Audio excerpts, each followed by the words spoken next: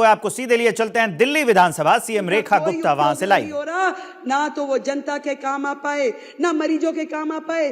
खरीद कर ली गई, लाखों रुपए का, करोड़ों रुपए का घोटाला हो गया। आज भी वो अस्पतालों के गोदामों में पड़े हुए हैं। कितने शर्म की बात है।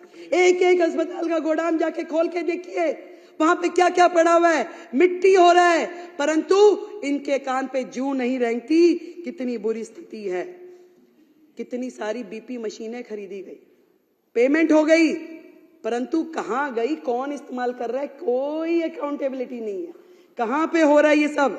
ICU, CCU, operation theatre, MRI, सारी की सारी मशीनें, कोई रेट फिक्स नहीं है, कोई दर नहीं, कहां किस तरीके से खरीद हो रही है, कोई पूछने वाला नहीं था। मैं आपको बताना चाहती हूं, एक्ट, क्लिनिकल एस्टेब्लिशमेंट एक्ट 2010, जो कि कोर्ट के आदेशानुसार लागू कर दिया जाना चाहिए, वो एक्ट जिसके माध्यम से पूरा का पूरा हमारे क्लिनिक, हॉस्पिटल, लैब और जितने भी टेस्टिंग सेंटर्स हैं उनको रजिस्टर किया जाता है और मॉनिटर किया जाता है। आपको ये जान करके माननीय सदस्यों ये हैरानी होगी कि आज भी दिल्ली जो है देश की राजधानी, घिसे पिटे 1993 के Delhi nursing home registration act के माध्यम से चल रहा है, ना कि 2010 में बने हुए क्लिनिकल एस्टेब्लिशमेंट एक्ट के हिसाब से। क्योंकि इस पूरे एक्ट के माध्यम से अगर चलते तो वहां पे बहुत सारी चीजों की जवाबदेही तय हो जाती, परंतु पुराने नियमों के अनुसार जब वो काम कर रहे तो उनको कोई मतलब ही नहीं, क्योंकि बहुत सारी चीजें उसमें कवर ही नहीं होती। जो मर्जी करें, कोई पूछने वाला नहीं है। जबकि माननीय हाईकोर्ट ने मई 2022 के में यह निर्देश दिया कि भाई आपको केवल सीईए एक्ट के अनुसार काम करना है, परंतु इस सरकार ने उस एक्ट को लागू ही नहीं किया। उनके हेल्थ मिनिस्टर ने उसे लागू ही नहीं किया। और आज इस सदन के माध्यम से मैं बताना चाहती हूं कि हम अगले हाउस में सबसे पहले इस एक्ट को, जो क्लिनिकल एस्टेब्लिशमेंट एक्ट 2010 है, इसको लेके आएंगे और सारे आगे के निर्णय उसी एक्ट के माध्यम से लिए जाएंगे। इस सरकार का तो भगवान ही मालिक था और शायद भगवान ने इसीलिए इनको इनका फल भी दे दिया। हाई कोर्ट ने बार बार रिकमेंडेशन दिया, अनेकों बार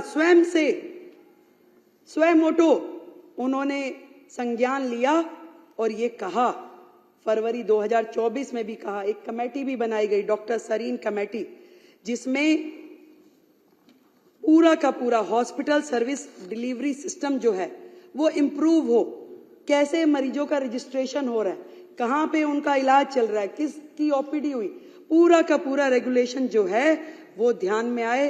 परंतु कभी सरकार ने हाई कोर्ट के आदेश के बावजूद भी किया नहीं। आज भी कौन मरीज आ रहा है, क्या इलाज हो रहा है, क्या बिलिंग हो रही है, क्या रिकॉर्ड है, किसी किताब में दिखाई नहीं देता। हाई कोर्ट के आदेशानुसार, उसके कहने के बावजूद उन्होंने स्वयं मोटो रिकमेंडेशन दिया कि आपका स्वास्थ्य विभाग गलत काम कर रहा है, जीरो है, इसमें लागू की जाए डॉक्टर सरीन कमेटी की रिपोर्ट्स। परंतु केजरीवाल और उनकी सरकार ने इसे लागू नहीं किया। कितने शर्म की बात है। मैं आपको बताना चाहती हूं, 24 हॉस्पिटल जो इस सरकार के कार्यकाल में शुरू हुए, करोड़ों करोड़ रुपए के बजट से एक भी अस्पताल का काम पूरा नहीं हुआ सर, एक भी अस्पताल का काम।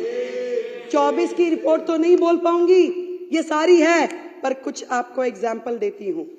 आपको बताना चाहूंगी, एलन हॉस्पिटल, जिसका इनिशियल सेंक्शन कॉस्ट जो था 533 करोड़ था, शुरू हुआ 2019 में, परंतु आज की डेट में भी 2019 से अब तक 65% काम कंप्लीट हुआ है। और रिवाइज कॉस्ट जब आई तो 1135 करोड़ रुपए की, डबल ऑफ द कॉस्ट, और आज भी काम पूरा नहीं हुआ।